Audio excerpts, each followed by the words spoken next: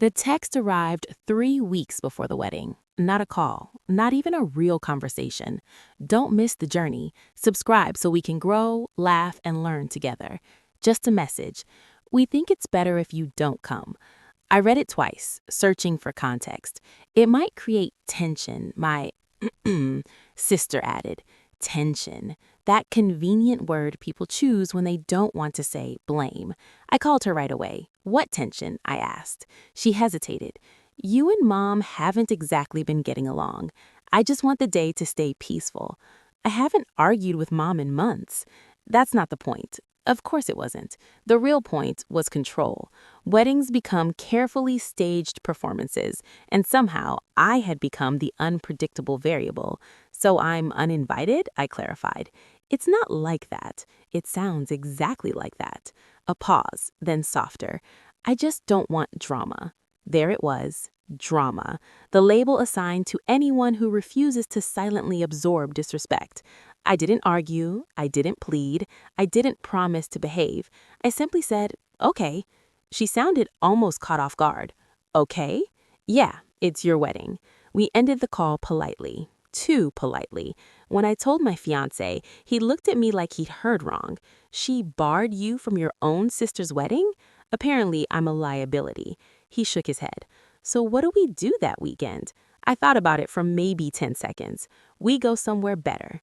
And that's how, instead of dress fittings and seating charts, we were booking flights to the Caribbean. Turquoise water, white sand, no forced smiles. If I was going to be excluded, I wasn't going to sit at home feeling small.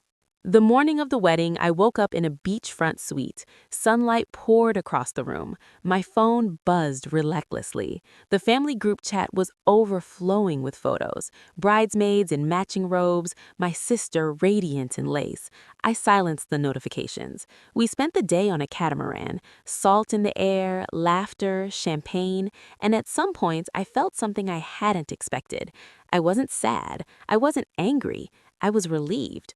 Relieved not to perform harmony. Relieved not to monitor my tone or my expressions. Relieved not to make myself smaller for the sake of peace. As the sun dipped and the sky turned gold over the water, my phone rang. My cousin. I almost let it go, but curiosity won. Are you sitting down? She asked. I looked at the endless ocean in front of me. Technically, yes. She took a sharp breath. You won't believe what just happened. I leaned back in the deck chair, sunglasses still on. Try me. Behind her voice there was chaos, raised voices, music cutting off suddenly. The ceremony, she said, breathless, it fell apart. And for the first time all day, my stomach dropped. Because now this wasn't just a wedding I had missed. It was something unraveling, and I wasn't there. Whether that was good or bad, I was about to learn. What do you mean it fell apart? I asked, sitting straighter. I could hear chairs scraping, muffled voices, someone crying. The groom walked out, she said. For a second, I assumed she was being dramatic. Walked out like stepped outside? No, walked out like left, during the vows. The ocean in front of me suddenly felt distant. What happened? They were halfway through. The officiant asked if anyone had objections, the usual line, and his best man actually stood up. My stomach tightened. You're kidding. I wish I was. He said he couldn't stay silent anymore. My fiancé turned toward me, reading my face. What? He mouthed. I held up a finger, still listening. The best man said the groom had been seeing someone else, my cousin continued, that he tried to end it but never actually did, that marrying her would be a mistake. The wind shifted across the deck. And my sister? I asked quietly. She thought it was a joke at first. Then the groom didn't deny it. My chest felt heavy. He just stood there, silent, everyone staring at him.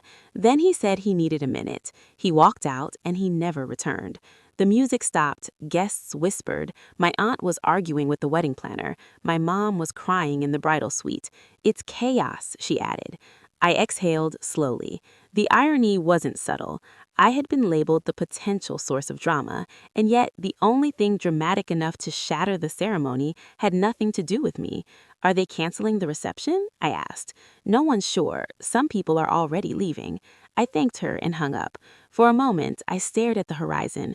The sun was still warm, the water still an impossible shade of blue, but my mind was miles away. My fiancé sat beside me. Tell me. I explained it piece by piece, the objection, the accusation, the walkout. He leaned back, stunned. And they were worried about you causing tension? A small, humorless laugh left me. I know. But beneath the irony was something heavier. I wasn't celebrating. I wasn't satisfied. I was picturing my sister standing there, blindsided, humiliated, betrayed in front of everyone. No one deserves that. Not even someone who uninvited you. My phone buzzed again. This time it was my mom. I hesitated, then answered. Her voice trembled. Did you hear? Yes. A pause. I don't know what to do, she said. For the first time in weeks, she sounded uncertain instead of defensive. Is she okay? I asked. She locked herself in the bridal suite. She won't speak to anyone. The background noise was panicked. Guests asking questions, staff trying to salvage what they could.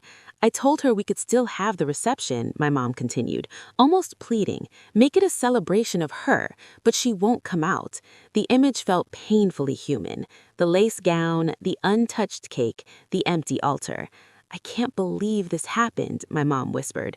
Neither could I, but maybe I should have. When appearances matter more than honesty, cracks don't disappear.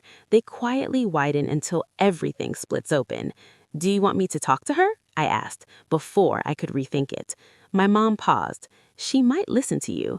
The words lingered. The same family that worried my presence would cause disruption now wanted my voice to steady the aftermath. I looked out at the sea again, a trip born from exclusion, a wedding collapsing without me, and suddenly it felt less ironic and more revealing. Drama wasn't the real issue, avoidance was. If someone had asked harder questions earlier about doubts, red flags, whispers, maybe this wouldn't have exploded in front of 200 guests. But no one wants discomfort until it arrives uninvited. I'll call her, I said. My mom exhaled in relief. Thank you. After we ended the call, my fiancé studied me. You don't owe them anything, he said gently. I know, and I meant it. This wasn't about obligation, it was about choice. They excluded me to keep the day smooth. Life made it chaotic anyway. Now I had to decide what kind of sister I wanted to be. Not the one they feared, not the one they dismissed, the one I could respect. The Caribbean breeze brushed my face. Somewhere back home, a ballroom filled with flowers and expectations was unraveling. And the strangest part? For the first time in this entire story, no one could blame me. I called her. She answered on the third ring, her voice empty. I'm so sorry, I said, and I meant it. Not for missing the wedding, not for the vacation, for the betrayal. A long silence. Then she whispered, You were right about him. I didn't say I told you so. I said, you deserved honesty. Weeks later, she confessed something else. I thought leaving you out would make everything easier. It didn't. In the end, I wasn't the disruption. I was the one who still showed up, even from miles away.